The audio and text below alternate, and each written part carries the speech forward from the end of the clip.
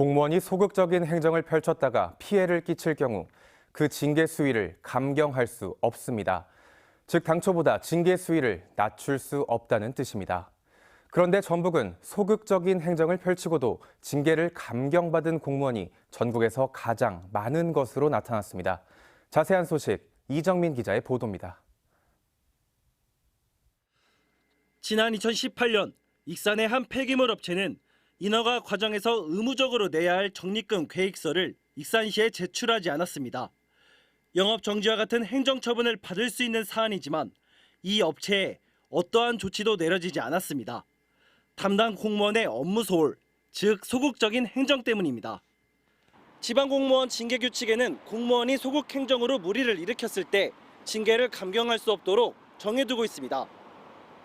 하지만 인사위원회 담당자의 실수로 소극적인 행정을 펼친 공무원의 징계 의결이 요구됐고 이후 처벌 수위가 낮아졌습니다.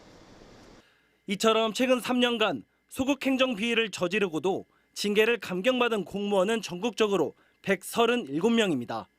이 가운데 전북은 20%인 27명을 차지해 전국에서 가장 수치가 높았습니다. 전북의 공무원들이 제 식구를 감싸는 이른바 온정주의에 빠졌다는 것으로도 해석할 수 있습니다.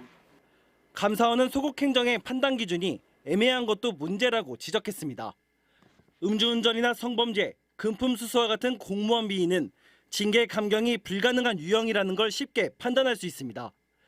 하지만 소극 행정은 구체적인 기준이 없어 어느 선까지를 소극 행정으로 봐야 하는지 판단하기가 애매모호합니다. 아직 그런 기준이 명백하게 어떤 게 식민지나 그런 게 어느 아직 안 나와 있는 것 같은데요. 이런 게 좀 정립도 필요하다. 감사원은 이에 따라 소극 행정의 기준과 절차를 명확히 하라고 행정안전부에 통보했습니다. 그러나 절차를 수정하기 이전이라도 자치단체가 소극적 행정을 펼친 공무원의 책임을 엄하게 따져야 비로소 시민을 배려하는 행정이 늘어날 것으로 보입니다. JTB 뉴스 이정민입니다.